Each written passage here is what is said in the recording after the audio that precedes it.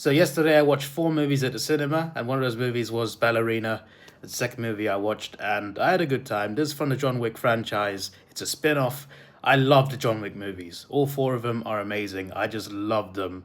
It's great action movies, and it all started from John Wick's dog dying. It's kind of crazy how it's turned into this big thing. Anna de Armas' spin-off, Ballerina, I thought was fine. I didn't think it was on the level of the John Wick movies, but it doesn't have to be. I think it worked for what it was. I genuinely really enjoyed it. I really like with the fight scenes as well. They really lean into her vulnerabilities as a fighter, because even though she was trained to fight and she had skill and she had tenacity, at the end of the day, most of the people she was fighting were stronger than her, much stronger than her. She had to deal with that. She had to adapt to that, fight like a girl, lean into her own strengths, and try and turn it into her own advantage. And the way they did that with her fight scenes, I think, was really good, because they showed that she wasn't just a female Baba Yaga, which they could have done that. Instead, she was actually quite vulnerable, and she couldn't just be like John Wick, but she had her own ways of taking out the enemies, and I think that was really good. It made it a bit more believable.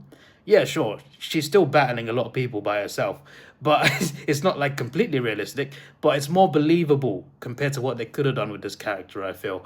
And I think it made the fight scenes even better. It really made you root for her even more. Just the way they did her fight scenes, I think it was really good. I thought she was fine as well. It was a good performance. Plot is pretty basic. It's a revenge story.